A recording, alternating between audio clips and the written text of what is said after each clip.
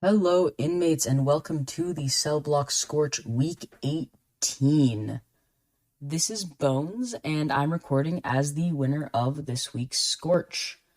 This week's prompt was given by Paishi, and it was, "Creaky doors make dull evenings so much more entertaining." And guess what? Y'all get another fanfic this week. This time, it's a fairy tale fanfiction, like the one that Paishi wrote for week... Oh, what was it? For week 6. But before I get into that, I have some more dirt to dig about my friend's introduction into anime. So last time I told you about Cricket loving Studio Ghibli and not realizing it was anime. This week, because it's directly connected to fairy tale, I'm gonna make fun of Peishi. So going back, the three of us have a conversation that ends with me getting them to watch an episode of anime with me, and I choose fairy tale. So we're sitting on my bed, watching the first episode. And the opening song, where you get like a sneak peek of all the characters, plays. And one of the main characters, Grey Fullbuster, comes up, and Peishi like reacts somehow.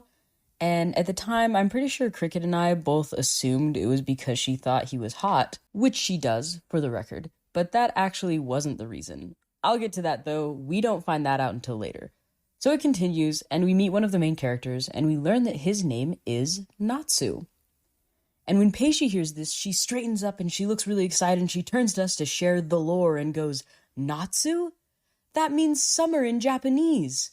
And I, a seasoned anime veteran, know this of course, but it is a bit surprising that she does, so I'm like, why yes. Yes, it does. And then she looks really confused and she goes, "But why is his name Japanese?" And I'm like, where is this going? What kind of question is that? But I respond anyway, because he's Japanese?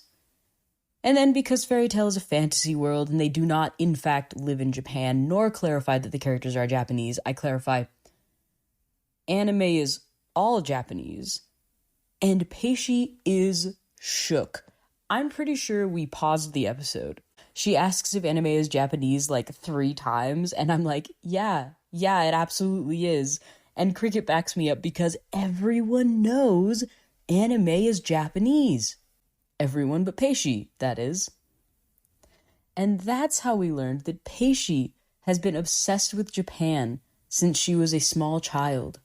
She was learning the language on Duolingo, which is why she recognized the word for summer, and could tell you all sorts of things about culture and loved every aspect. And somehow, through all those years of obsession, she had absolutely missed that anime is Japanese. After we made fun of her thoroughly for that one, we continued the episode. But wait, there's more. Remember how she reacted to one of the main characters? So a while after watching for the first time, I'm going to say it was like a week or so, but who knows, Peishi comes up and is like, "You guys are never going to believe this." And she proceeds to tell us that she has this story she's been working on forever. Actually, the one she told me about when we first became friends, basically. So I was familiar with it, and she was like, "Remember the main character in that? Well, I do this thing where I have character models for all of my characters. I just go and find someone else's character that I think has the right vibe, and I have them saved for my own reference. And you'll never guess what his is." And she turns around her computer and reveals in her character file, and it is a picture of none other than Grey Fullbuster, a whole anime man. Turns out she had recognized Grey, but didn't remember where from, and only realized it when she was looking through her files later.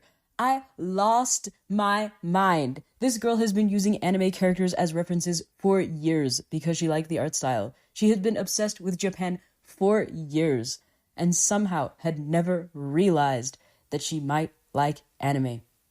Losing my mind. Anyway, back to the Scorch at hand. I guess I was just on a fanfic kick here, and TBH, it's really funny rereading these from before I realized I was non-binary and being like, wow, all of my self-insert characters are absolutely non-binary, and I had no idea. Like, it's so blatantly obvious. It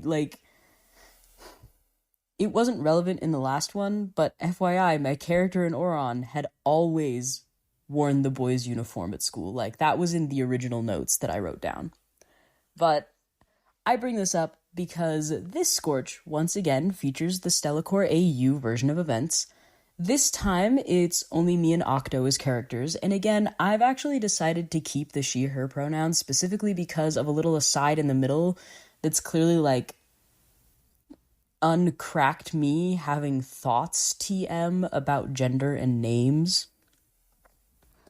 For anyone who doesn't know, cracking the egg is, like, one of the euphemisms for coming out as trans. So, like, when I say uncracked, I mean, like, someone who is trans, non-binary, whatever, and doesn't actually realize it yet, but, like, you're looking back and you're like, oh, frick, they're definitely. That's how I felt reading this whole piece. So, yeah, let's just jump into the story, and we'll get back to that afterwards. This Scorch is called Squeaky Door Fun. Stupid. The table jumped slightly, sliding to the side. Darn it! The chair slammed itself into a wall with significant force. Silly. Nothing moved. Dagnabbit! The table was pushed by something invisible back to its original place. The very air of the room seemed to be heavy, and had a strangely vibratory quality about it. It seemed harder to breathe than normal, and induced a jittery, on-edge feeling in the occupants of the room.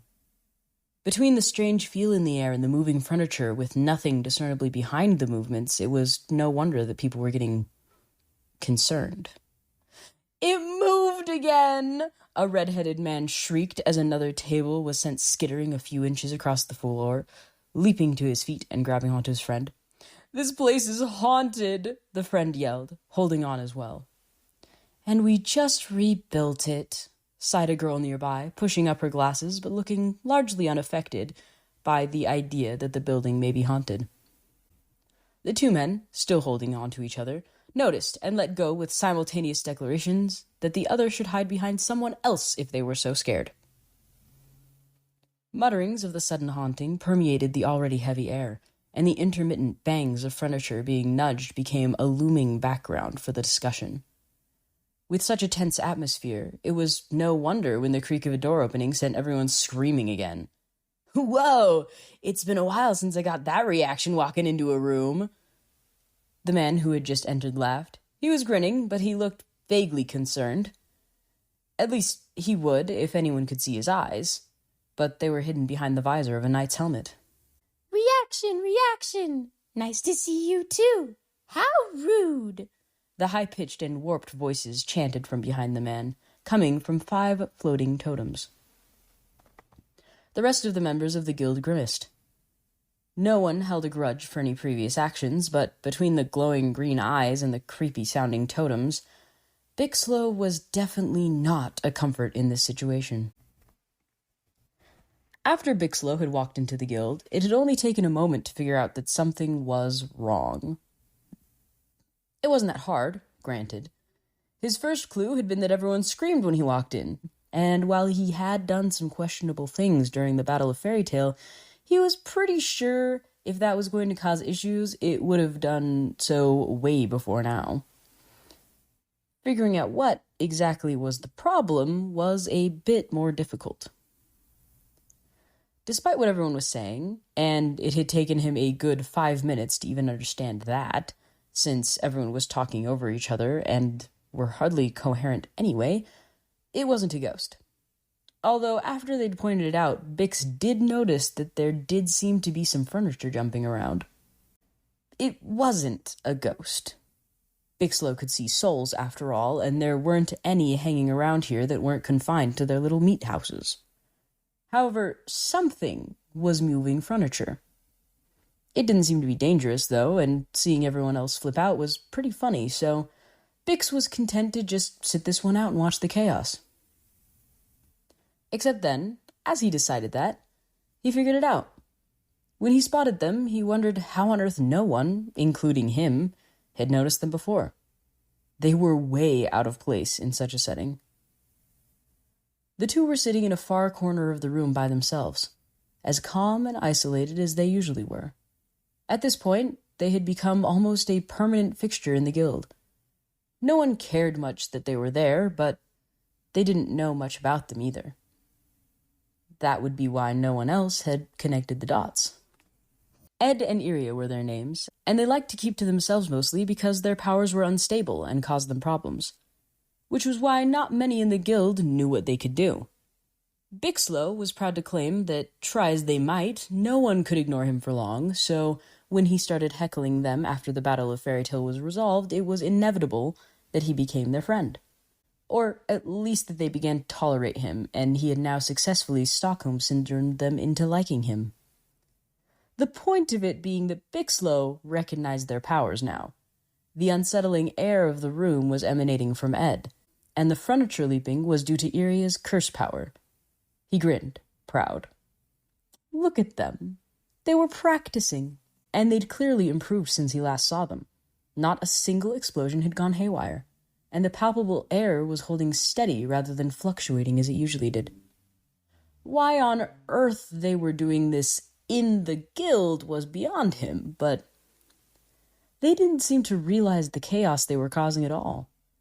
Bixlow grinned as Jet practically teleported across the room, carrying Joy, to hide behind Levy as yet another moving stool frightened them.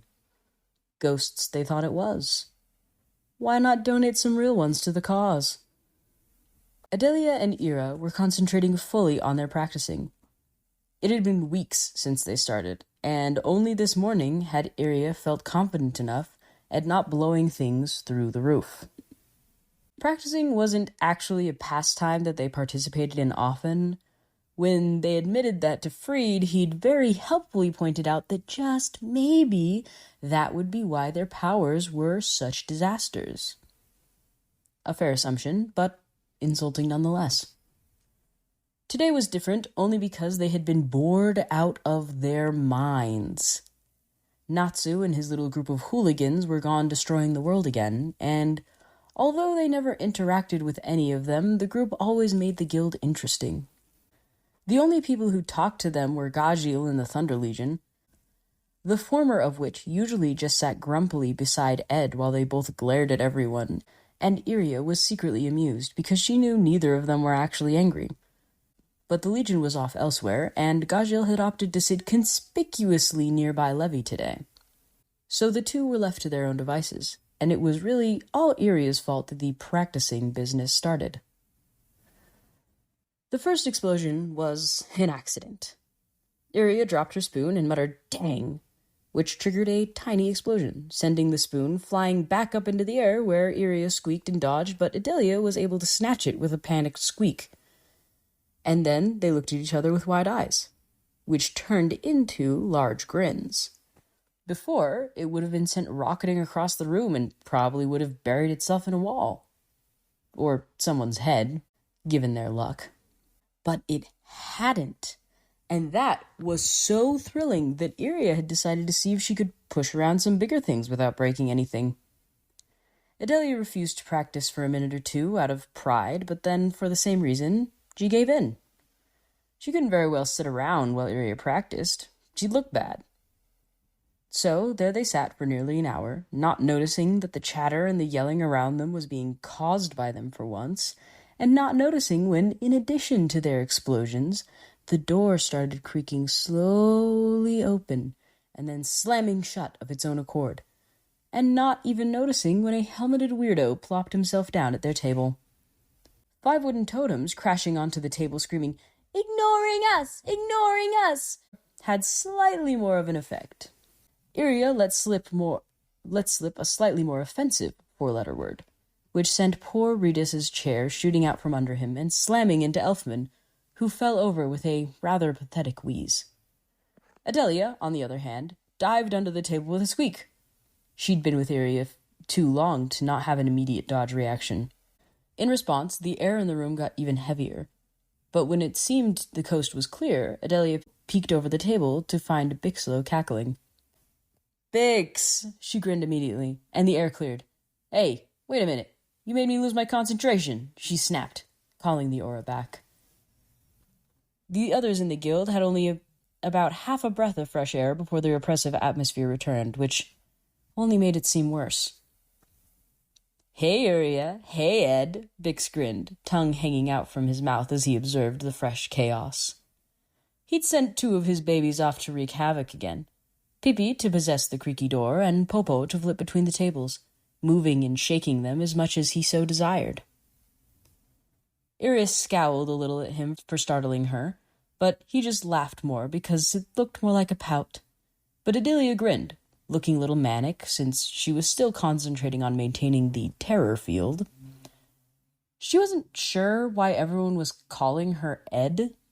That had always just been Iria's nickname for her, but she didn't particularly mind.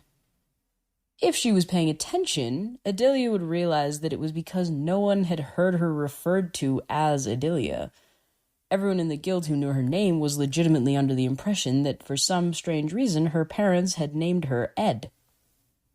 Strange name for a girl, but strange girl anyway, so no one really questioned it. You 2 have no idea what you're doing, huh? He laughed, and his rhetorical question was more than answered by the puzzled looks he received in return. Rather than answer, he just gestured to the rest of the room. Whoa, wait, are you telling us we did all that? Iria muttered, seeing the freaking out and slightly trashed guild. It's hardly more trashed than before, Adelia muttered back, rubbing the back of her neck awkwardly. You're right, Bix grinned deviously, drawing the slightly concerned looks back to him. We could do way better. After a moment of confused silence, 2 devious grins answered.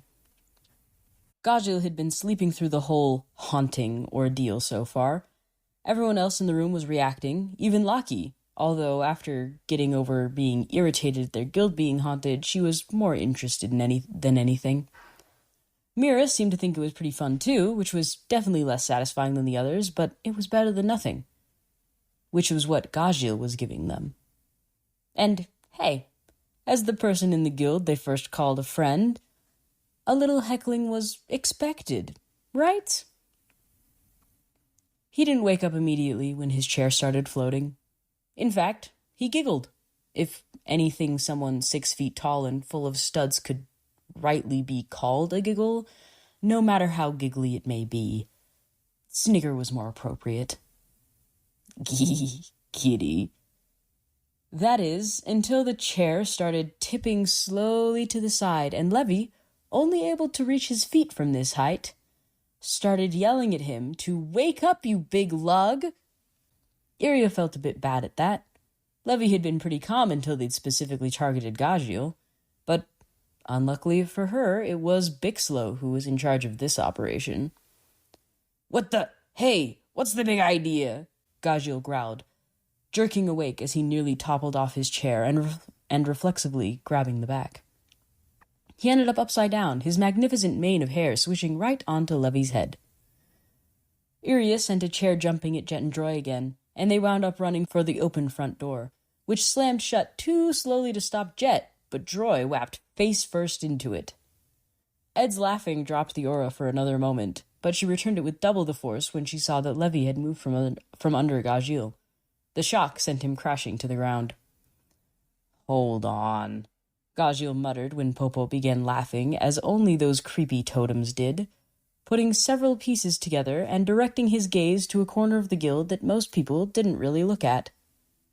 Sure enough, there sat Bixlow, with only 3 totems floating, Adelia playing with the other 2 shells, trying to make it less obvious that they were no longer possessed, and glancing around the guild looking much too amused, and Iria, who was muttering under her breath.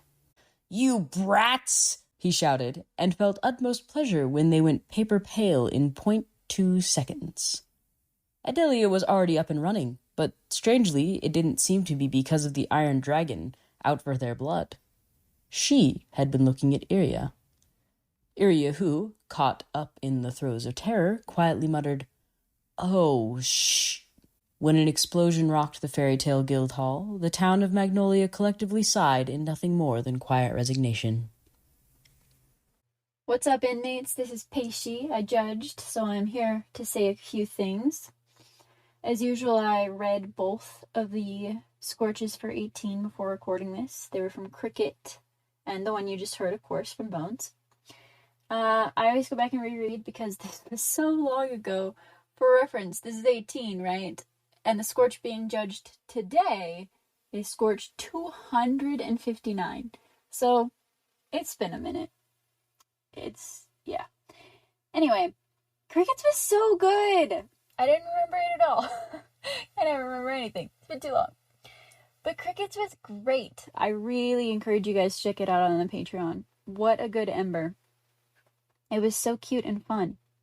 Bones won, of course, because Bones basically cheated by writing fanfic, which is a weakness of mine. You know, it's always fun to pander to the judge. But also this was just good in general, which you know if you listened. So, yeah. 2 great Scorches. It was a hard choice. I picked the fic. Not just because it's fic, it's also good writing. But, you know. Fic is always very tempting to me. So, there you have it. 2 great Scorches and Bones won. And you should definitely check out Cricket's Ember on the Patreon. So good. And Creaky probably won today for 259. So look forward to that in however many years that's gonna take. Alright, love you guys. Have a great, lovely time, and keep those fires burning. So yeah, maybe you can see what I meant about gender thoughts TM. Also, past me being like, haha, don't look too hard into the fact that all of my totally female OCs wear the male uniform and have lady names that can easily be shortened to very masculine names, and everyone calls them the male name, and they think that's pretty cool, actually. Haha, don't mind any of that at all. Yeah, basically, if anyone says there weren't any signs, it's because they were wearing blindfolds, but that's beside the point. In Scorch-related things, you might actually find the powers of these 2 characters very familiar. These 2 have the same powers as the characters from my week 218B Scorch, which featured Rhoda, who has the same power as Iria, and mentions Isolde, who has the same power as Adelia. While Ira and Ed are kind of self-insert characters for Octo and me, respectively, what happened there is I was like, actually, these are hilarious powers, and I would like to write a world in which they actually fit. Because as funny as they are, it doesn't actually conform to the fairy tale mechanic of how magic works generally. So the silly powers we came up with for our fairy tale OCs actually jump-started the entire Ardent Agnostics universe. So Rhoda and Isolde are not self-insert characters, they're just OCs that happen to have the same powers because I found the ideas too funny to keep in a fanfic that I never actually planned on writing. But yeah, I had a lot of fun writing this, especially because Big Slow, one of the main fairy tale characters in this piece, he literally shows up in less than 10 episodes of the over 300 episode anime. He's unreasonably one of my favorite characters. If you don't know what he looks like, then you should look him up. Actually, I will put a picture of him on the Scorch on Patreon so that you can go and look at that if you want. He looks like a total creep, but I adore him. He is so funny. Anyway, this is gonna be another under the Stellacore AU tag where we put all of our Scorches that have characters based on us. It's a fun place, and I would recommend looking at it. Speaking of the Stellacore AU, my last episode was the Oron self-insert, and our poll of the day on Spotify was, who's the idiot? As in, who was the person who guessed Haruhi was cross-dressing instead of a girl? And I promised I'd tell you this episode.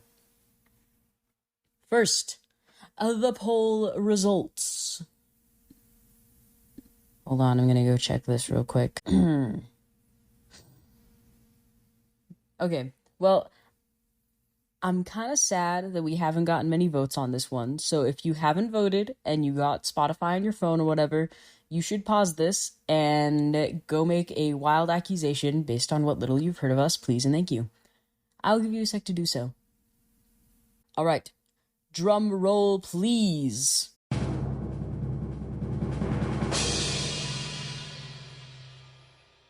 And the answer is me. I'm the idiot. I'm gonna be so honest here. I really thought this was gonna be an absolute landslide of people being like, well, obviously it's Bones. They're certifiably idiotic. Largely because I'm pretty sure most of the people listening to this so far know me personally. I'd like to think that those who don't know me wouldn't think I was the idiot because my podcast persona is so cool and collected. Granted, the majority answer was any of you morons would, and anyone who chose that is so valid, TBH, because, we would. But one person actually put cricket, and I was so thrown by that. Like, I would love to know who guessed her, because I really didn't expect it, and it makes me laugh. It's like a real tragedy that I can't see who voted for that on Spotify. So if it was you, like, I would like you to tell me. I want to know who thought the cricket was the idiot. I think it's very funny. Anyway, yeah, so I'm the idiot. I'm pleasantly surprised that wasn't like the only answer chosen, and knowing that not all of you think I'm that dumb makes me happy inside. You're wrong, for sure, but I appreciate it. One day I'll tell you about figuring out I'm asexual and prove it, but for now, I'm glad to let you live in ignorance. Anyway, on to the prompt for the next week. For week 19, the prompt I gave was 15 heartbeats. I think I was just feeling dramatic again. I can't think of where this may have come from, though, just felt like something someone should write, I guess. So yeah, feel free to ask questions, leave comments, interact, look at the picture of my horrible little man on Patreon and mock me mercilessly for it. Maybe even decide to donate while you're there to read the embers as well. Also, Peishi totally outed me for having a ranting YouTube channel, so if you are interested in watching an almost 3-hour-long rant about how bad the Avatar The Last Airbender 2024 live-action remake is, my YouTube handle is Bones Don't Melt, and the video is called A Needlessly Thorough Tirade Against Atla Live Action 2024, so feel free to check that out. Thank you for all the support, and I hope you enjoy listening to our nonsense as much as we enjoy creating it. Keep those fires burning. The Cellblock Scorch is a production of Stellacore, an independent group of nerds sharing their obsessions with the world. We can be reached at thestellacore@gmail.com, through comments on your podcast platform of choice, our Instagram, Stella_core, and at our YouTube, also called Stellacore. Feel free to check out our other productions on our YouTube channel or our cosplays on Instagram.